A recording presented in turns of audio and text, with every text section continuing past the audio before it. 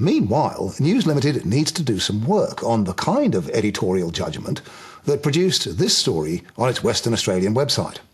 Lucky Perth punter scoops $230,000 from $25 bet. Well, we all love a lucky punter yarn. This one travelled fast from Perth to other News Limited sites. $25 cup bet wins $230,000. The story was then stolen, as Mr. Murdoch would probably put it, by radio jocks. What about the lucky punter in Perth? Oh, well, you know. He was out in the syrup yesterday afternoon watching the cup with a bunch of mates, and he bought one of those mystery trifectas. For $25, his return was $230,000. And finally made it to national television. Now, every Melbourne Cup Day, we hear those stories and you think, oh, so easy to win so much money.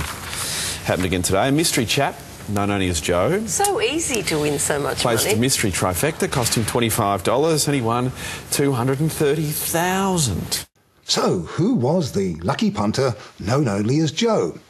Well, his name is Joe Saracini, and he sent us this picture.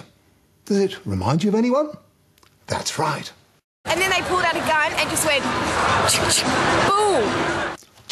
Boom, indeed.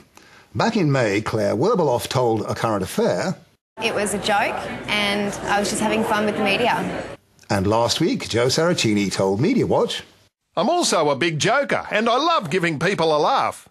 The laugh started on a car enthusiast's website in WA called Anti-Lag.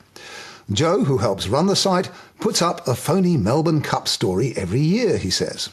I just picked up a hair over $230,000, $25 mystery trifecta. But this year he went a step further and decided to come up with an image to back up the story. It was attached to a follow-up post on Anti-Lag. Here is the ticket for you haters. Charge $25, mystery trifecta. Pretty convincing fake, eh?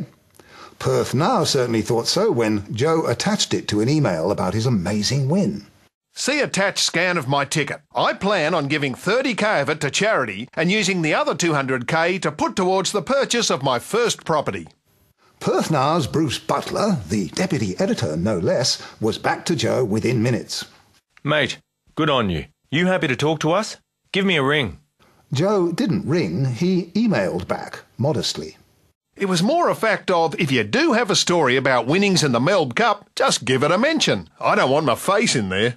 But that was enough for Perth Now. It launched the story into the news stream. As Joe Saracini told us, wonderingly, from there, it snowballed, all without checking any sources. Joe, why are you surprised? As we've seen time and again this year, cyberspace jokers find it all too easy to fool the mainstream media, sometimes without even trying to.